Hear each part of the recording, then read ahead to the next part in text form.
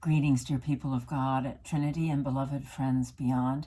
Thank you for joining me for this week's Friday Reflections from the Other Side. First, may I invite you all to continue to pray for the victims of the mass shootings last week and for Tyre Nichols, the victim of police violence. Let us all pray and work for change so that these violent tragedies never happen again. A few years ago now, I was invited to join a group of women friends on a packing trip in Montana. Turns out it was a horse packing trip where horses carry everything and everyone. I'm not an experienced rider, but that is not the reason why I was disappointed that we weren't going to be on our own 2 feet. I'm an avid hiker, at least I used to be, and I love the challenge and the beauty of hiking in the wilderness. But I really liked the women going on the trip, so I agreed to go. More than many of the hiking trips I have ever taken, I remember that trip as if it was yesterday. I remember the vistas, the cloud patterns, the trail unwinding before us, the tree branches bending over us like the ceiling on a cathedral, the birds circling overhead. And it is because I was being carried on the horse's back. He was the one carefully stepping over piles of rocks. I didn't need to watch out for my feet. I was freed to lift my eyes to the skies, to the horizon, to the hills, to look out at my surroundings all around me. To this day, I remember what I learned on that trip. Even if it means slowing down or even stopping, to look up and out and all around, and not just at my feet when I'm hiking. Lately, I've been looking down a lot, constantly looking at my feet for fear of falling because of the dizziness that comes over me, or the weakness in my skinny legs, or the nausea that makes me want to curl into a ball. And lately, it's the news that has made me feel sick, made me want to curl up in a ball, made me want to turn away. But we cannot give up. We cannot turn away. Not long ago, I watched one of those posts on Facebook that caught my attention. 2 people, a man and a woman in their 50s, leave their respective apartments next to each other in a crowded city and line up at a bus stop. Standing side by side, their faces are buried in their phones. Finally, the bus arrives and they board. They sit next to each other, still with their faces buried in their cell phones. They get off at the same stop and walk off in different directions.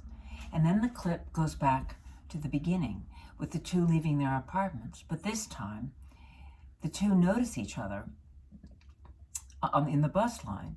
There are no cell phones to be seen. And they strike up a conversation, continue to talk on the bus, and walk off in the same direction, chatting as they go.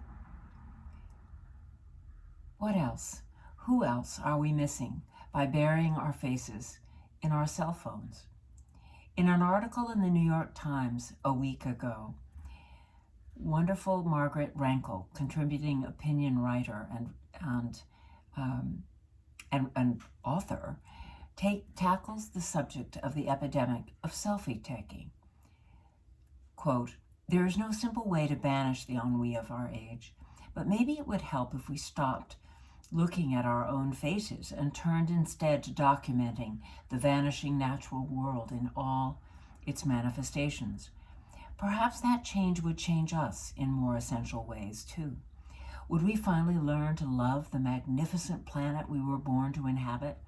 Would we fight to save it?" She goes on, "There was a time when the world had more mystery, more magnificence, and for now it still has those things. The ordinary world would take our breath away if only we paused our podcasts, took our earbuds out and listened to the wind in the pines. If only we looked up from our screens. We need only to point our cameras out and let them teach us to see." I invite you to learn to see again. Lift up your eyes to the hills. Look up and out and all around at the truth of the world in all its magnificence and mystery.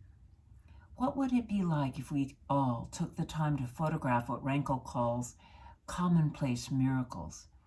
What would it be like if all the people with cameras in their pockets transformed themselves into documentary photographers to make a collective record of a truth about the world that most people haven't yet troubled themselves to see?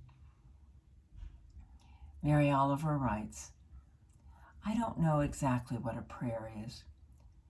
I do know how to pay attention, how to fall down into the grass, how to kneel down in the grass, how to be idle and blessed, how to stroll through the fields, which is what I've been doing all day.